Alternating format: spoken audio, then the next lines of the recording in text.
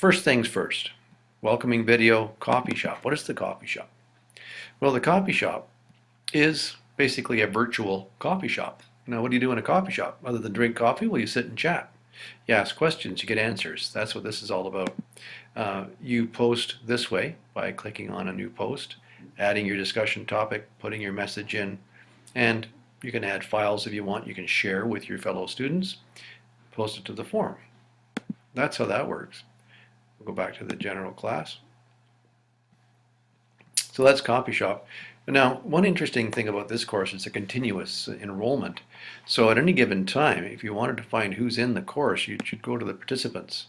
Because some people start January 30th, some people start the next week, the next week, the next week. At any given place in the course, there may be 7, 8, 10, 20 people in the course over the 10 weeks that the course runs. So if you want to get to know some people, I suggest you go in and take a look at the participants and then send them a note in the coffee shop.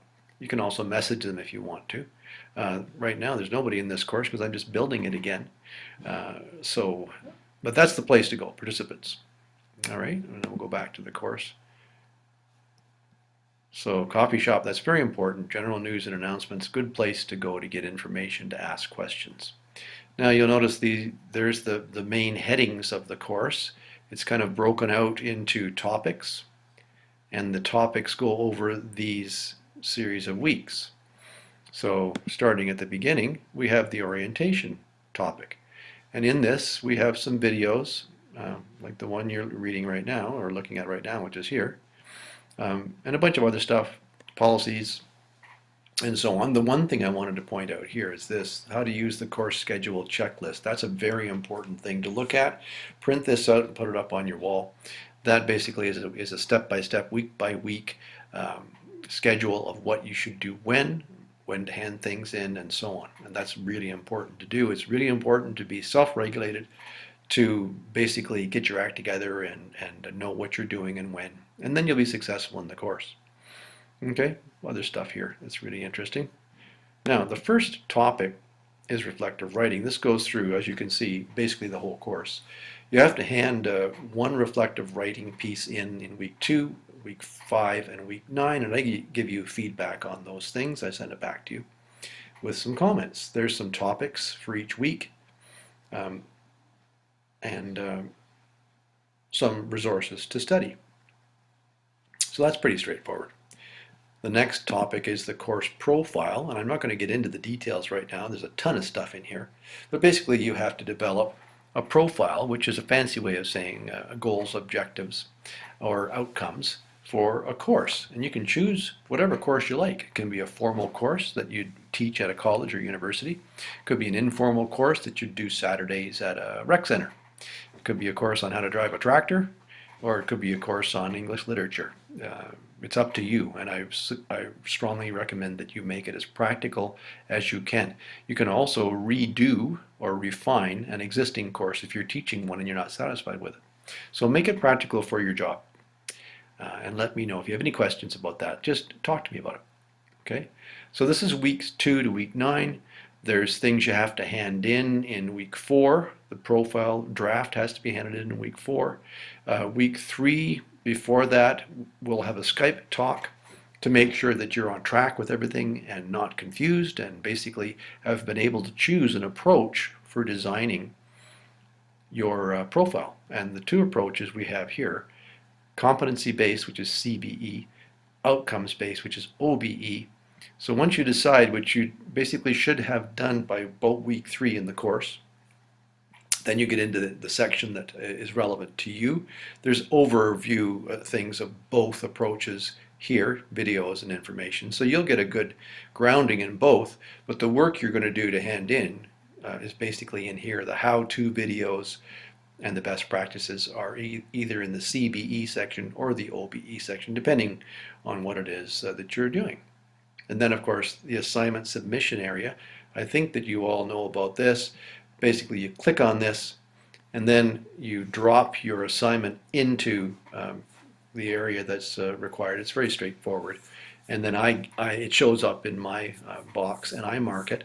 And then I send back the information and the feedback and the mark to you in the same area, the course profile, assignment area, submission area. Weeks 5 to 9, you have to do a lesson plan. So there's all the stuff on a lesson plan. That's pretty straightforward. You choose your lesson plan from one part of your profile. So if you're using CBE and you're looking at goals and objectives, you choose an objective which becomes a lesson. And then you design the lesson. There's different approaches, there's different ways to look at it. That's all there. And the same thing, you have to hand that in, and the due date's right there. It's also on your schedule. So I hope things are clear. It makes sense to me. I hope it makes sense to you. Course outline is another thing you have to do, which includes a schedule. The schedule is also known as the syllabus, which is basically, what's going to be taught when, what materials are required, how much it costs, what readings are required, are there field trips, those sorts of things. Course outlines are marketing documents as well.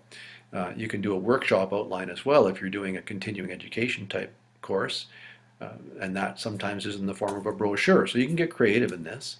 If you're working at a college or university, quite often there's a template that's required, so you just use that template and fill in the blanks. This assignment you won't find overly challenging, I don't think. It's basically following a process and using a template. So then you're in week 10 all of a sudden, the course is over. So you've got the course outline, the lesson plan, course profile, and some reflective writing to do over the course of 10 weeks. And it's staggered so that you can hand some things in, get some formative or feedback assessment for learning, as they call that in the jingo or the jargon of education, and then basically refine your work and get better at it. And that's what I really strongly recommend you do. Also, to that end, I strongly recommend that you use your emails and your Skype conversations that I'm offering to you to clear up any kind of confusions as soon as you reach that point of being confused. There's kind of a graph of learning, frustration in learning, and sometimes you're frustrated as you're learning, but it actually stimulates you to do a better job. If you get too frustrated, generally the textbook goes through a window or something, and that's it. Tools down. I can't do it. I won't do it, because your emotions are taking over your rational sense, and you get stuck.